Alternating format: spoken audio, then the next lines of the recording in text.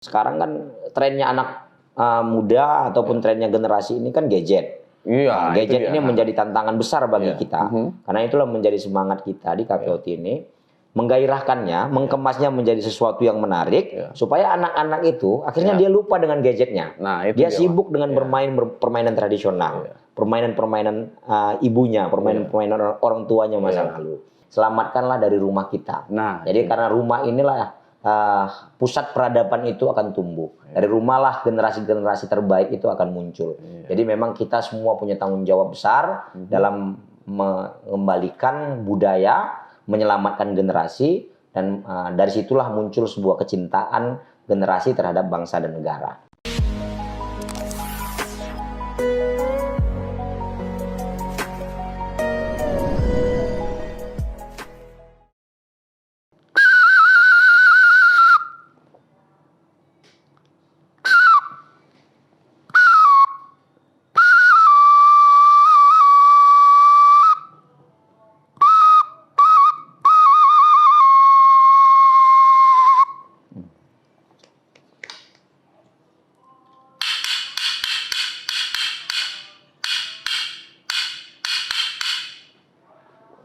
Assalamualaikum warahmatullahi wabarakatuh. Waalaikumsalam.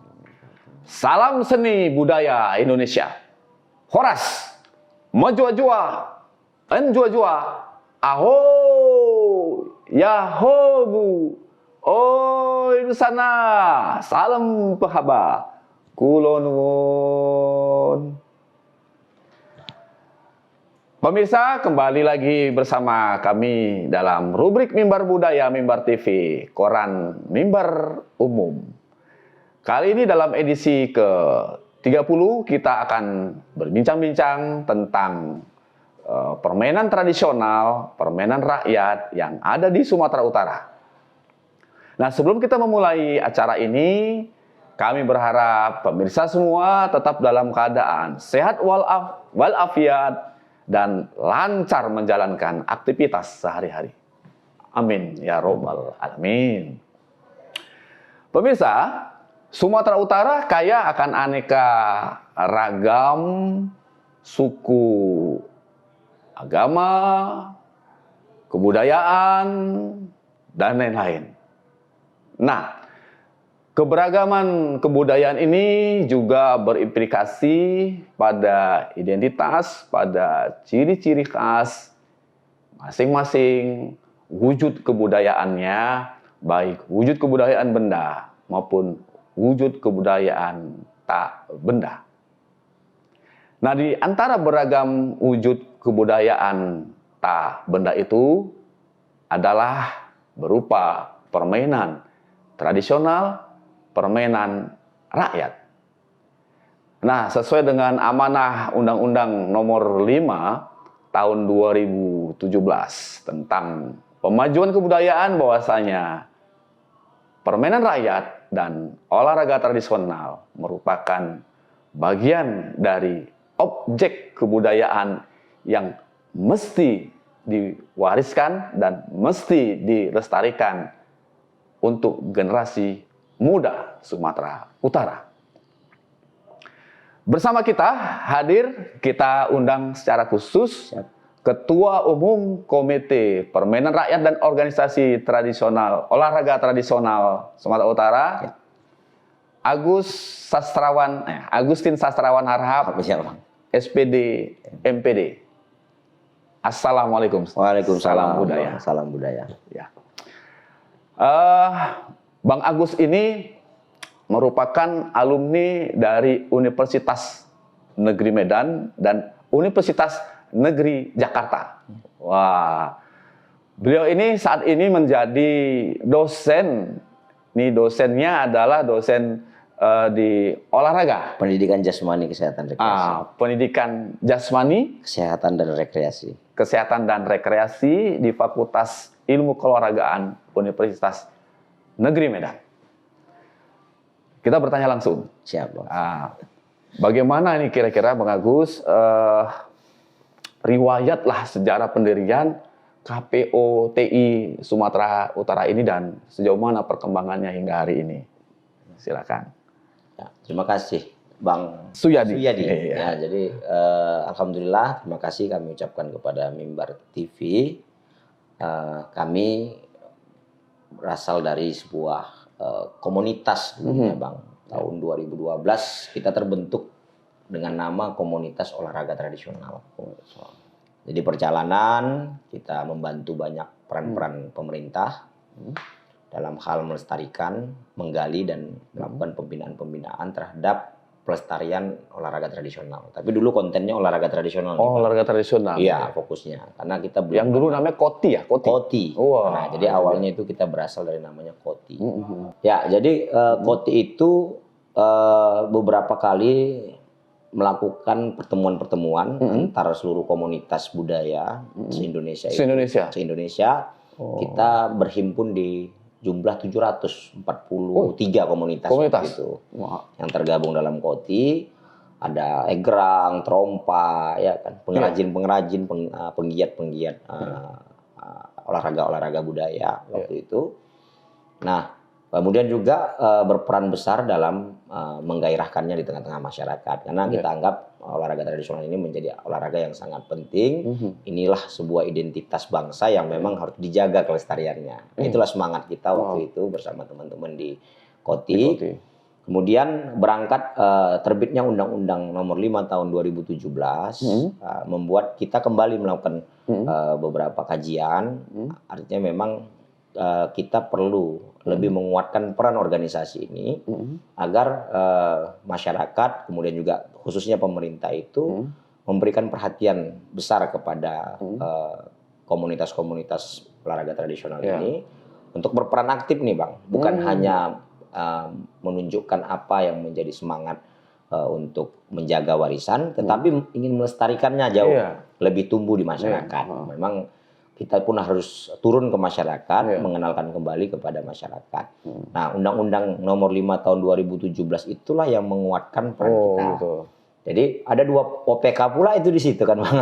Ada objek pemajuan kebudayaan itu, permainan rakyat dan olahraga tradisional. Nah, itu dia. Nah, ini sejalan. Makanya waktu itu kita bersepakat merubah nama KOTI menjadi sebuah komite. Ya, komite permainan rakyat dan olahraga tradisional. Yang pada saat itu saya hadir di Bogor melaksanakan Munas pertama kita yang dihadiri oleh 4 kementerian bahkan dari Kementerian Pendidikan Kebudayaan, Kementerian Ekonomi Pariwisata dan Ekonomi Kreatif, Kementerian Pemuda dan Olahraga, kemudian Kementerian Pemberdayaan Perempuan dan Anak. Ya, nah, satu lagi Badan Pembinaan Ideologi Pancasila BPIP. Karena memang keempat kementerian dan 1 badan ini menganggap bahwa ternyata permainan tradisional inilah tumbuh kembang karakter bangsa yang hadir untuk anak-anak, generasi-generasi. Karena memang dimensi anak-anak kan dimensi bermain Bang, ruang bermain mereka itu di masa itu, dan tumbuh kembang mereka itu akan dipengaruhi oleh aktivitas mereka dalam bermain. Nah, permainan-permainan ini, setiap permainan olahraga tradisional itu memiliki makna filosofi yang kuat bagi tumbuh kembang karakter yang akhirnya nanti membentuk baik mental, kejujuran, adab, moral, etika, kemudian kemampuan kerjasama, ya kan, kemudian juga kemampuan berkolaborasi. Nah, itulah yang diharapkan waktu itu. Nah, sehingga pada akhirnya kita pun di 34 provinsi sudah terbentuk. 34 provinsi sudah terbentuk? Ya, sudah terbentuk Komite Permainan Rakyat dan Olahraga Tradisional. Bahkan untuk di Sumatera Utara kita sudah. Sumatera Utara bagaimana? Di Sumatera Utara itu kita sudah membentuk 26 kabupaten kota. 26 dari 33 kabupaten kota. Artinya kita sudah 85% ya. Melakukan konsolidasi, melakukan komunikasi dengan teman-teman agar visinya menggairahkan, menggali, membumikan dan melestarikan permainan tradisional itu. Nah, yang belum itu daerah mana saja nih? Biar pemirsa tahu nih. Yang belum. Jadi yang lebih sedikit dulu nih kan. Yang belum itu memang kita karena memang belum ke sana ya memang. Begitu. Nias ya, Gunung Sitoli, Nias seluruh kepulauan Nias itu. Nias Utara, tapi Nias Barat sudah terbentuk. Nias Barat sudah dilantik. Nah, kemudian ada beberapa daerah seperti Taput, kemudian juga Palas. Wah, itu belum. Belum. Wah, padahal ini organisasi tradisional dan permainan tradisional sana sangat kuat. Sangat kuat sebenarnya. Jadi mungkin bahkan itu induknya di sana. Iya. Tapanuli Utara. Mungkin karena kita belum hadir nih Bang ke sana. Jadi kita memang ini PR kita juga. Pasti kita akan jemput ke sana, kita akan hadir bertemu dengan orang unsur-unsur kebudayaan dan tokoh-tokoh masyarakat adat dan di sana untuk bisa membangun sebuah komite yang ada di tingkat kabupaten. Dan kalau di daerah berarti melibatkan 4 instansi itu ya? Iya. Wah, jadi kita keren ini. Selalu berkegiatan, selalu beraktivitas itu berkoordinasi dengan 4 instansi itu. Ya baik di dinas, yang terutama dinas pendidikan dan kebudayaan, ataupun memang ada nanti dinas kebudayaan sendiri, dinas pemuda dan olahraga, kemudian dinas pemberdayaan perempuan dan anak. Nah, kalau BPIP kan langsung terpusat, terpusat langsung, ya. Kalau di sini pasti Kesbangpol lah jatuhnya. Mungkin kalau belum ada dinas kebudayaan, mungkin ke pendidikan ya pendidikan, jatuhnya, dinas pendidikan begitu ya. Nah, kira-kira apa yang sudah dilakukan KPOT ini? Ya, jadi Sumatera Utara untuk terbentuknya KPOT itu kan tahun 2020, Bang. 2020. Nah, 2020 itu masih baru ya, masih 2 tahun ya. Masih 2 tahun. Waktu itu juga karena adanya pandemi COVID itu membuat bersamaan pandemi nih. Begitu kita sudah terbentuk, kemudian di bulan 3 itu masuk pandemi, tetapi bagi kita pandemi itu bukan jadi masalah, malah inilah momentum kita untuk mengenalkan kepada masyarakat. Jadi waktu itu kita punya banyak kegiatan yang sifatnya mensosialisasikan, karena konsepnya secara virtual, kita tidak bisa langsung bertatap muka dengan masyarakat. Akhirnya kami melakukan kegiatan-kegiatan webinar. Webinar itu mengenalkan kembali permainan tradisional di rumah kepada orang tua, kepada anak. Jadi kita edukasi masyarakat melalui pendidikan karakternya, melalui permainan tradisional. Itu yang kita lakukan, webinar. Ada 5 sesi webinar yang sudah kita lakukan. Nah, tetapi kita tetap melakukan komunikasi dengan pemerintah, sekaligus mengenalkan, terutama di Spora, Dinas Kebudayaan dan Pariwisata, Dinas Pendidikan. Jadi kita laksanakan audiensi, walaupun dengan dengan keterbatasan. Jadi mereka juga menyambut positif bahwa kegiatan ini penting. Karena bagi kita waktu COVID itu ini malah menjadi satu kegiatan yang mahal. Artinya kan media pembelajaran itu dialihkan ke rumah. Nah, tidak bisa dipungkiri bahwa anak-anak itu juga hobinya bermain gitu. Tapi karena ada COVID, orang tua melarang anak untuk bermain, akhirnya kita arahkan orang tuanya untuk menciptakan ruang bermain bagi anaknya dengan metode-metode permainan tradisional. Jadi kita gairahkan ini, Bang. Kita tumbuh kembangkan kembali kesadaran. Oh iya, akhirnya banyak orang tua yang tersadar. Oh, ternyata permainan tradisional ini sangat tepat untuk bisa kita mainkan kepada anak-anak di masa COVID. Itu karena di luar rumah nggak boleh nih, Bang. Semua orang tua melarang anaknya bermain di luar. Padahal anak-anak tidak mau dikekang. Itu sifat anak gitu kan. Dia tidak mau dikekang, dia ingin bermain gitu. Jadi bermain aja pun dikekang ya. Jadi ada hikmah, Bang. Waktu itu kita merasakan bahwa COVID itu ternyata dengan media yang kita gaungkan kepada masyarakat, orang tua jadi lebih dekat dengan anak. Nah, mereka lebih berkreasi dan akhirnya mengenang, Bang. Mengenang masa lalu mereka di masa kecil. Gitu. Mereka juga pernah bermain ini, sejatinya gitu, Bang. Nah, jadi transformasi pengalaman masa lalu dengan konsep bermain permainan tradisional itu yang akhirnya di masa COVID itu bisa diwariskan. Nah, bahkan kami membuat event-event yang secara virtual. Misalkan lomba congklak. Video 1 menit permainan tradisional. Itu sambil mereka bermain di rumah itu divideokan. Itu dilombakan. Iya, jadi kita rangsang dengan hal-hal seperti itu. Jadi supaya anak-anak juga tidak jenuh. Jadi bermain secara virtual. Karena orang tua dilarang bekerja nih, tidak boleh, kantor tutup ya kan, work from home kan gitu. Jadi orang tua akhirnya lebih dekat sebenarnya dengan anak-anaknya. Jadi bermain dengan orang tua lah. Bermain dengan orang tua. Jadi orang tuanya bisa jadi kuda-kudaan itu. Yang biasa nggak kumpul ya. Iya. Nah, pemirsa, saya teringat begini, teringat permainan tradisional. Ini kami pernah melakukan riset tahun 2015 ini bagaimana konsep permainan tradisional dalam rangka perwujudan sasar lisan gitu. Jadi dari riset di Medan dan sekitarnya termasuk di Serdang, kita menemukan ada 62 jenis permainan tradisional dan olahraga tradisional. Nah, dari 62 jenis itu kita klasifikasikan ada 50 yang kategori permainan tradisional sebagai wujud dalam sastra lisan, dan selebihnya adalah organisasi tradisional murni. Nah, di antara kategori itu kami verifikasi bahwasanya ada 2 jenis permainan tradisional itu, ada permainan untuk bermain, ada permainan untuk bertanding. Ya. Wah, ini dia, ada permainan untuk bermain dan permainan untuk bertanding. Ya.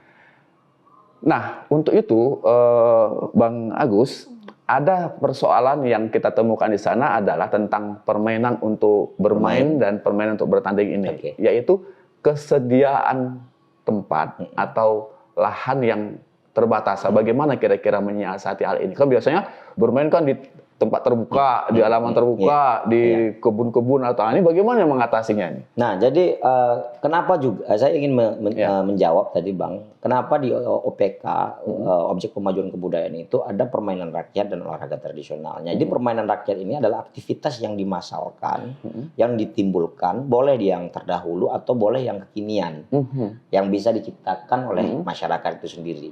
Tetapi itu bisa akhirnya dimasalkan, digairahkan di tengah-tengah masyarakat. Itulah permainan rakyat. Jadi permainan-permainan yang pada akhirnya bisa dinikmati oleh masyarakat, yang pada prinsipnya adalah mereka mendapatkan kebahagiaan dari semua jenis permainan. Walaupun terkadang aturan-aturan yang diciptakan oleh mereka itu adalah aturan-aturan yang dibuat sendiri. Nah, dibuat sendiri.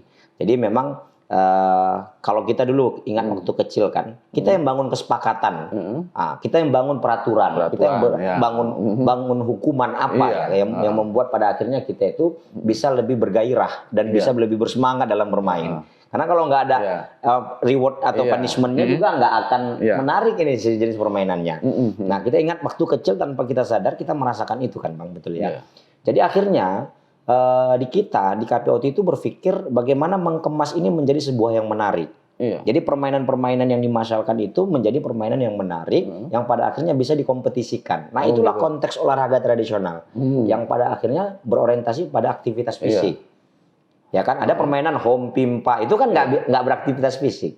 Kemudian ada permainan yang alip cindung misalkan. Iya, alip cindung. Nah, kemudian ada permainan yang sifatnya lari goni misalkan, walaupun dia beraktivitas tapi nggak punya aturan. Permainan untuk bertanding. Gitu ya. Tapi dia nggak punya aturan. Nah, akhirnya dengan konsep olahraga tradisional ini kita bakukan. Jadi ada 17 cabang olahraga yang hari ini KPOT sudah membakukannya. Nah, apa saja itu? Itu egrang, trompa, gerobak sodor, hadang kalau kita bahasa lebih umumnya sekarang. Jadi gerobak sodor, galasin, kemudian margala, itu kan bahasa-bahasa kita. Margala yang di Tapanuli. Margala itu di Tapanuli, ya kan. Baru galahambek di Sibolga, gitu kan. Galasin di daerah pesisir Melayu, ya kan. Nah, tapi bakunya adalah hadang. Hadang ini sudah secara nasional, Pak. Ya, betul. Jadi 17 cabur yang sudah kita bakukan ini, dia sudah secara nasional, namanya sama, jenis peraturannya sama, ya kan, aktivitas yang dilakukannya juga sama. Tidak ada perbedaan lagi. Nah, itulah yang akhirnya menjadi Pekan Kebudayaan Nasional yang diperlombakan. Jadi aturan itu muncul supaya menyatukan persepsi bermain. Ya kan? Kalau kita lihat ragam aktivitas permainan tradisional ini kan, olahraga tradisional ini kan berbeda-beda nih. Sama jenis permainan, tapi ada aturan yang berbeda pasti. Ada nama yang berbeda pasti. Jadi ini kita sudah bakukan hadang. Ada 17 tadi, hadang, trompa, egrang, tarik tambang, kemudian dagongan, panah tradisional, ketapel, dan yang lain-lain. Ada 17 itu. Nah, inilah jenis olahraga tradisional yang lebih dominan kepada aktivitas fisik. Jadi itu ada dibedakan dia memang jenis. Permainan rakyat dia konsepnya di pemasalan, olahraga tradisional dia adalah kompetisi. Pada akhirnya kita melalui pemerintah pusat, Kementerian Pendidikan Kebudayaan, menggelar sebuah event akhirnya. Nah, apa itu? Pekan Kebudayaan Nasional. Kalau di tingkat pusat ya. Pekan apa teh? Kebudayaan Nasional. PKN, walaupun memang ada banyak agenda di situ, ada olahraga tradisional, kemudian ada tari tradisional, ada musik tradisional, Iya. manuskrip dan yang lain-lain di tradisi lisan. Tapi olahraga tradisional itu menjadi ajang yang ditampilkan pada Pekan Kebudayaan Nasional. Termasuk yang hadang tadi ya, yang Ya, galasin termasuk apa yang gitu ada ya. tadi. Nah, bagaimana nih untuk selain berupa festival-festival, lomba-lomba ini, untuk mempertahankan ini, menyelamatkan inilah begitu ya.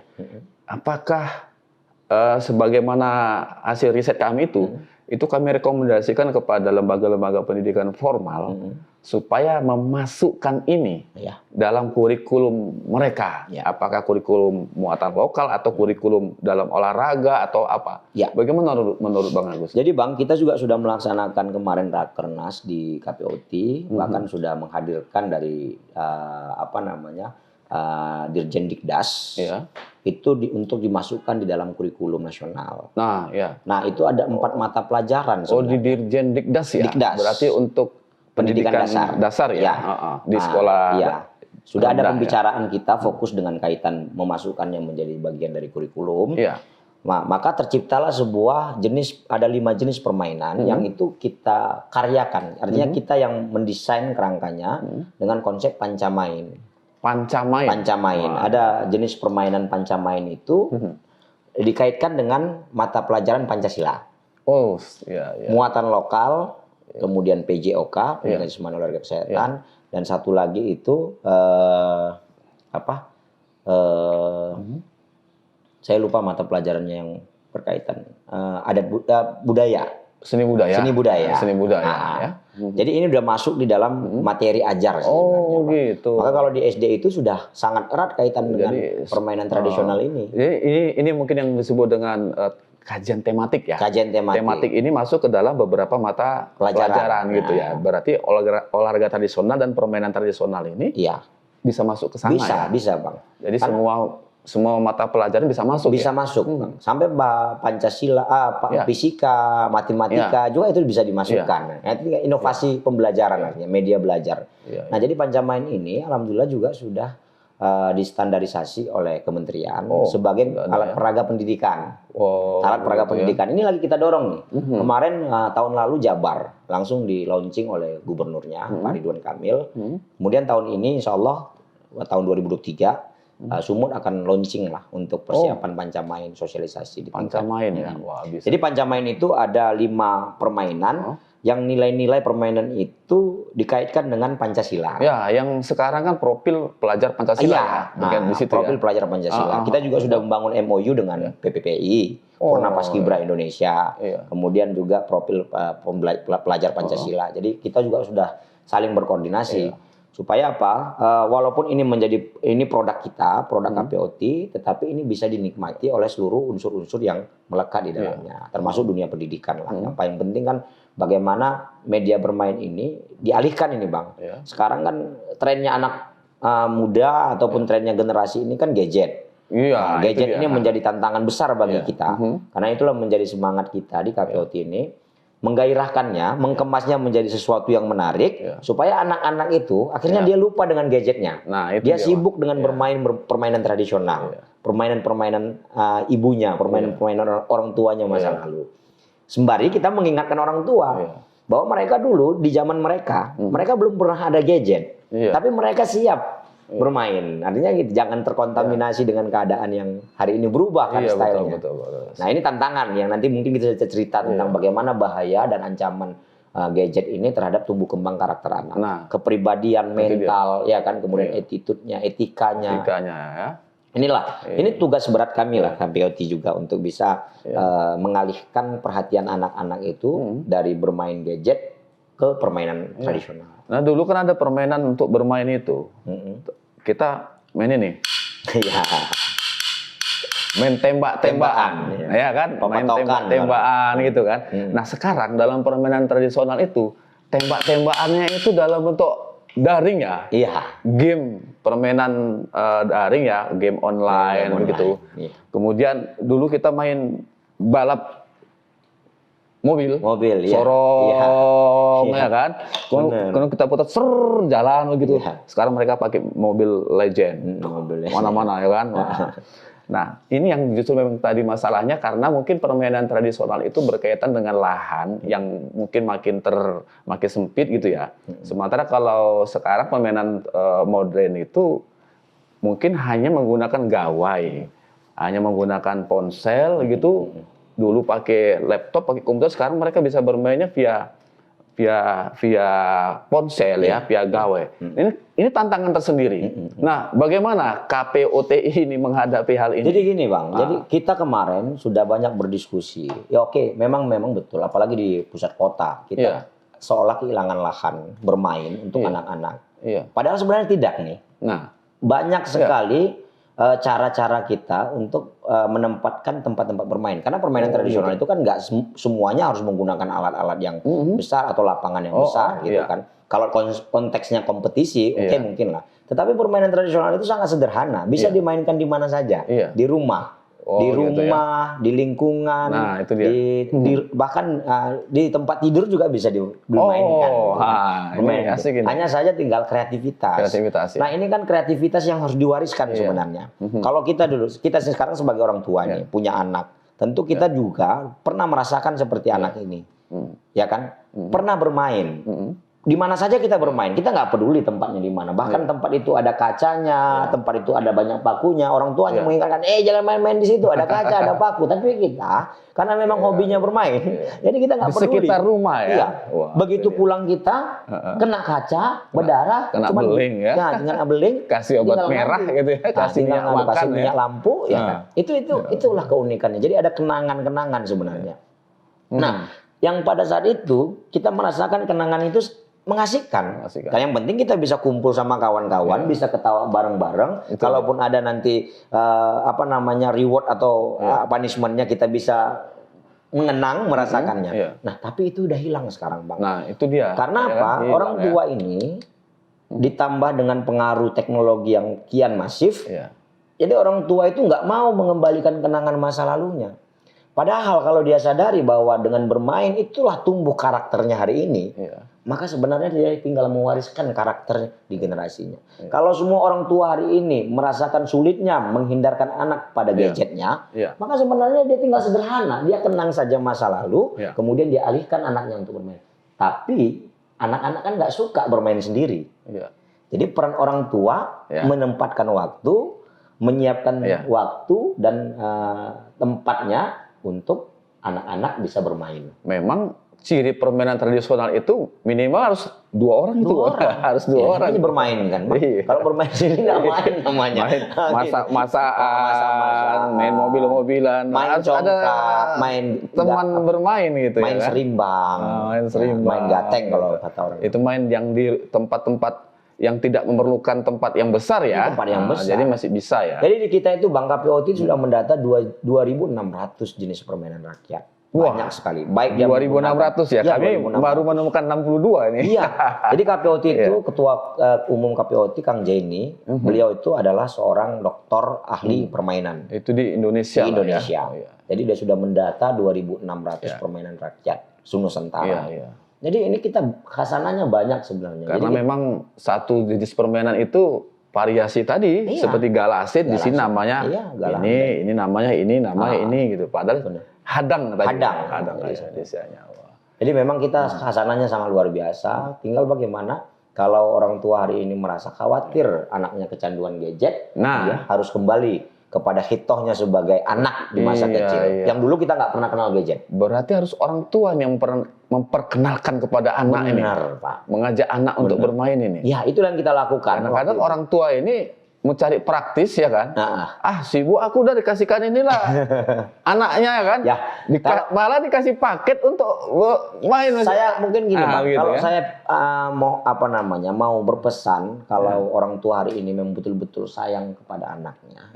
Selamatkanlah dia sedini mungkin dari pengaruh gadget. Nah, itu agar mereka tidak terjebak dengan hal-hal yang negatif. Karena kalau di gadget ini yang ditonton memang benar awalnya, tapi ada tayangan iklan dan yang lain-lain yang memacu pada akhirnya anak ingin tahu lebih besar kaitan dengan hal-hal yang negatif, pornografi dan lain-lain. Betul, itu yang perlu diwaspadai kan. Nah, itu ya. Nah, kemudian tadi yang pembentukan attitude, sikap tadi itu menjadi sikap yang lebih keras ya jadinya ya, tidak lagi apa gitu Ya ya. kita lihat orang lembut main gitu ya. Mobile Legend, orang main PUBG, ya kan. Apalagi kalau udah main bersama. Saya lihat perhatikan mahasiswa saya atau generasi-generasi di lingkungan saya itu.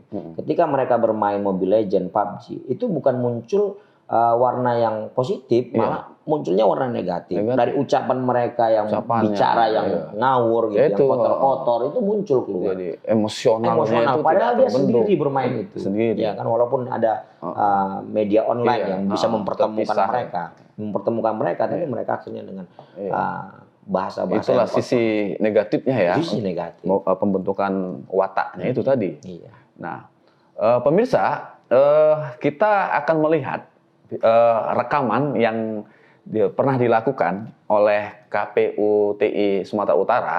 Bagaimana KPU TI Sumatera Utara ini juga belum lama ini melakukan membuat hajatan festival.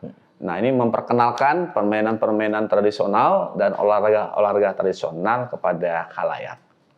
Kita saksikan dulu sesaat.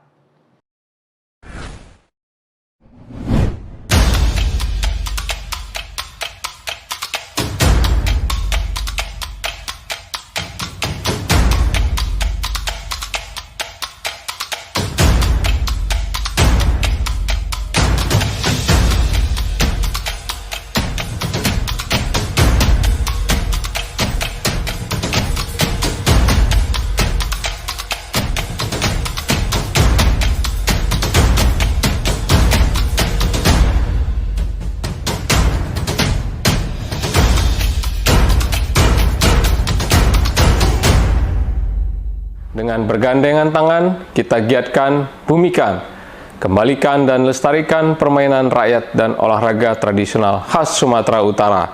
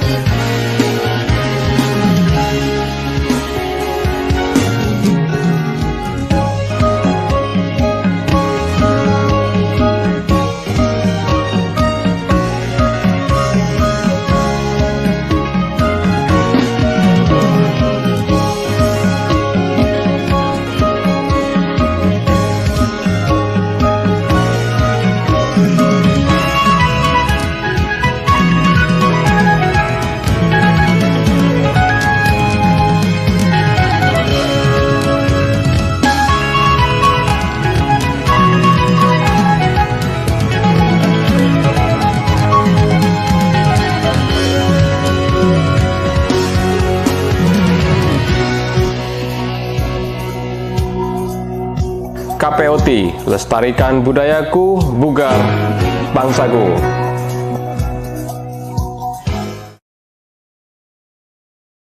Nah, baik, pemirsa, tadi sudah kita saksikan cuplikan hajatan dari Festival Kebudayaan Daerah Sumatera Utara yang ditaja oleh KPUTI Sumatera Utara. Mungkin Bang Agus bisa menjelaskan kegiatan yang diselenggarakan beberapa waktu yang lalu, Bang Agus. Kami di KPOT itu punya beberapa program yang sebenarnya program ini sejalan dengan program pemerintah pusat. Jadi Pekan Kebudayaan Nasional yang akhirnya turunannya adalah Pekan Kebudayaan Daerah. Oh, itu. Di tingkat provinsi dan Pekan Kebudayaan Daerah di tingkat kabupaten kota. Jadi kegiatan ini sebenarnya dalam rangka untuk menggairahkan, menumbuhkan rasa kecintaan kepada masyarakat dan mengenalkan kembali permainan rakyat dan olahraga tradisional yang mungkin dianggap hampir punah nih di tengah-tengah masyarakat.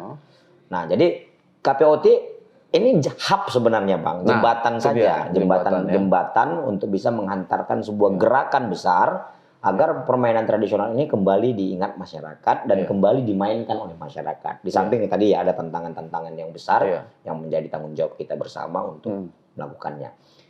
Jadi Pekan Kebudayaan Daerah inilah menjadi salah satu program 2 tahunan ya, 2 tahunan. Jadi program 2 tahunan yang digelar berjenjang. Oh gitu. Jadi nanti kita laksanakan di tingkat kabupaten. Kota. Nah, kabupaten kota pun ada yang melaksanakan di tingkat kecamatan dulu seleksinya nih, Bang. Oh begitu. Di tingkat kecamatan, kemudian di tingkat kabupaten, baru nanti pemenang-pemenang di tingkat kabupaten ini yang dikirim ke tingkat provinsi. Nah, kemudian berlagalah di tingkat provinsi, lalu pemenang di tingkat provinsi ini kita kirim untuk mengikuti Pekan Kebudayaan di tingkat nasional. Gitu ya. Nah, jadi kemarin tanggal 28 sampai 31 Agustus ya. KPOT Sumut sudah melakukan gelar Pekan Kebudayaan Daerah yang itu didukung langsung oleh Dinas Kebudayaan dan Pariwisata dan UPT Taman Budaya. Jadi kita laksanakan di Pekan Raya Sumatera Utara waktu itu, Bang. Nah, kita bersyukur juga bahwa Sumatera Utara itu punya wadah, punya tempat. Iya, Pekan Kebudayaan itu kan miniaturnya provinsi, miniaturnya kabupaten kota. Miniatur daerah. Di sana ada pavilion, kemudian ada pavilion kabupaten kota. Ada juga atribut-atribut kebudayaan kabupaten kota. Sana, ya, karena kita adalah bagian dari kebudayaan juga, maka kita mengenalkan juga sembari. Inilah dia, khasana, inilah rumah kalian. Jadi kita undang mereka tuh, Bang, kemarin ada 16 kabupaten kota yang hadir. Jadi kita laksanakan 5 jenis permainan tradisional. Ada trompa, kemudian hadang, galasin kalau tadi ya, handbag kalau kita di sini kan. Margala gitu ya. Kemudian ada egrang, ya kan. Kemudian ada bolak-balik balok. Ya, yang 4 papan berirama dia kan seiringan berjalan dengan kecepatan. Kemudian ada congkak. Main congkak. Berdua ya. Main berdua. Jadi itu kompetisi yang semua peserta itu kalau diurut masing-masing kabupaten kota mengirimkan 34 pesertanya dari kabupaten kota di 5 kompetisi itu. Jadi alhamdulillah kemarin sudah berjalan dengan lancar, sukses dan kemudian juga juara umumnya Kota Medan waktu itu. Wah, tuan rumah Medan. Tuan rumah ya, namanya kita potensinya banyak di sini dan pembinaan juga aktif di Kota Medan. Tapi hampir merata juga sih sebenarnya potensi-potensi yang ada di kabupaten kota. Nah, jadi memang itu bagian yang menjadi satu program strategis kita. Di samping ada lagi nanti program pembinaan desa yang kita sebut dengan Pangkotrat. Pangkalan olahraga tradisional. Yang itu menghadiri desa. Kenapa? Karena desa inilah sumber daya manusia yang ada. Desa inilah yang harus diselamatkan. Jadi dari desa ke pungkota, gitulah kita kira-kira. Bagaimana pembudayaan olahraga tradisional ini bisa dilaksanakan di desa-desa, kemudian kota menjadi epicentrum untuk gerakan yang lebih besar. Iya, betul. Jadi bagaimana desa mengepung kota melalui permainan-permainan tradisional ini, sehingga membelajarkan kepada anak-anak kota tentang bentuk-bentuk permainan tradisional, olahraga tradisional yang dari kampung ke kampung itu. Jadi satu lagi, Bang, itu yang kita lakukan. Kalau misalkan bicara tentang wadah bermain, kemarin kita sudah koordinasi juga silaturahmi dengan MUI. Kita minta izin ke MUI bahkan ke Majelis Ulama Indonesia. Kalau hubungan itu ke sana? Kalau bisa di tempat-tempat ibadah itu, Bang. Anak-anak itu difasilitasi untuk bermain permainan tradisional. Oh begitu. Ya kenapa? Memang yang bisa kita lihat ada lapangan sekarang hanya rumah ibadah, Bang. Oh berarti ini juga melibatkan pemuka-pemuka agama. Benar. Di daerah Di masing-masing. daerah masing-masing. Kemudian Tempat-tempat remaja-remaja ibadah masjid. masing-masing. Nah, siapa volunteernya? Siapa mentornya? Siapa relawannya yang akan mengedukasi mereka adalah generasi-generasi remaja masjid. Nah, mereka juga akan kita edukasi. Jadi kita dalam waktu dekat nanti akan melakukan pertemuan dengan BKPRMI juga untuk bersinergi. Bagaimana nanti remaja-remaja masjid akhirnya mengedukasi anak-anak ini bermain. Karena anak-anak ini hobinya bermain, memang Bang. Anak-anak ini sukanya bermain. Pekerjaan mereka bermain. Nggak ada pilihan. Betul, karena dunia anak dunia bermain. Dunia bermain. Ya kan? Nah ini mungkin memang salah satu strategi untuk menyelamatkan generasi muda kita. Iya. Dari ancaman narkoba juga ini Bang, ya kan? Jadi ini lagi Bang, begitu banyak memang program yang kita sedang lakukan bersama PKK Sumut, Ibu PKK. Ibu PKK. Kemarin kita sudah silaturahmi juga dengan Ibu Gubernur. Bahkan sekarang di daerah itu ada program namanya Pola Asuh Anak Remaja. Kemudian Cetar, Cegah Tangkal Narkoba. Yang itu PKK bekerja sama dengan KPOT. Mensosialisasikan dampak dan bahaya narkoba, kemudian mengalihkan mereka dengan media bermain permainan tradisional. Nah, ini kita lakukan kerjasama itu, ya itu nanti akan turunnya ke desa, di desa. Jadi banyak sekali manfaat-manfaat permainan tradisional ini, Bang. Ini begitu luar biasa. Bahwasanya bentuk-bentuk permainan tradisional dan olahraga tradisional ini memang sebetulnya tanggung jawab bersama ini. Jadi KPUTI ini hanya sekadar jembatan jembatan untuk menjembatani korelasi antara dunia anak, orang tua, kemudian dunia pendidikan dan lembaga-lembaga atau instansi-instansi berwenang. Tujuannya memang tadi positif menyelamatkan anak-anak muda dari permainan-permainan yang sifatnya negatif, apalagi bahaya narkoba yang sampai ke kampung-kampung itu gitu. Jadi ini perlu didukung terus oleh semua pihak. Amin. Perlu didukung semua pihak. Apalagi tadi melibatkan BKPRMI, remaja-remaja masjid, ibu-ibu PKK yang ada di kampung-kampung itu supaya mereka juga bisa membangkitkan permainan tradisional Sumatera Utara ini. Barangkali ini, Bang, pertemuan kita sampai di sini. Mungkin sebelum saya tutup, mungkin Abang bisa memberikan kalimat-kalimat penting kepada pemirsa. Silakan, Bang. Ya, terima kasih, Bang. Jadi sekali lagi kami ingin mengatakan bahwa KPOT ini merupakan hub atau jembatan penghubung sebuah gerakan yang tumbuh di masyarakat. Nah, kami berusaha mengemas kegiatan-kegiatan KPOT itu menjadi kegiatan yang menarik, yang pada akhirnya anak-anak itu cenderungnya lebih senang bermain permainan tradisional daripada bermain permainan yang ada di gadget dan smartphone-nya. Untuk itu kami mengharapkan selalu dukungan dari masyarakat, pemerintah Provinsi Sumatera Utara khususnya, terkhusus ibu-ibu, bapak-bapak, orang tua yang ada di rumah. Nah, ini agar tetap memperhatikan anaknya. Kalau memang kita ingin menyelamatkan generasi, selamatkanlah dari rumah kita. Jadi karena rumah inilah pusat peradaban itu akan tumbuh. Dari rumahlah generasi-generasi terbaik itu akan muncul. Jadi memang kita semua punya tanggung jawab besar dalam mengembalikan budaya, menyelamatkan generasi, dan dari situlah muncul sebuah kecintaan generasi terhadap bangsa dan negara. Terima kasih atas kesempatan yang diberikan oleh Mimbar Umum kepada KPOT, dan kami selalu ingin bersama-sama masyarakat dalam upaya ikhtiar menggali, membumikan dan melestarikan permainan rakyat dan olahraga tradisional. Salam KPOT, lestari budayaku, bugar bangsaku. Oh, lestari budayaku, bugar bangsaku. Itu tagline kita itu, Bang. Asik itu, baru tahu kita nih. Lestari budayaku, bugar bangsaku. Nah, jadi filosofinya itu ada 3 itu, Bang. Ini ke Tuhan. Jadi semua aktivitas yang kita lakukan itu untuk Tuhan yang Maha Kuasa. Kemudian ini untuk orang lain, manusia, hablum minan nas, nasnya, pada diri kita. Wah, pada diri yang terakhir di diri kita ini terakhir sebenarnya. Sebagai bagian manusia juga, sebagai makhluk Allah, sebagai makhluk individu, makhluk sosial dan makhluk Sang Pencipta. Nah, pemirsa tadi saya cuma menggarisbawahi bahwasanya apa kata Bang Agus tadi, untuk menyelamatkan anak-anak, selamatkanlah dari rumah. Mulai selamatkanlah dari rumah. Wah, ini jadi kita nih kesimpulan dari topik kita kali ini. Jadi pemirsa, Abang Agus ini pernah juga jadi pengurus senat mahasiswa Iya. di Universitas Negeri Medan, sama seperti saya.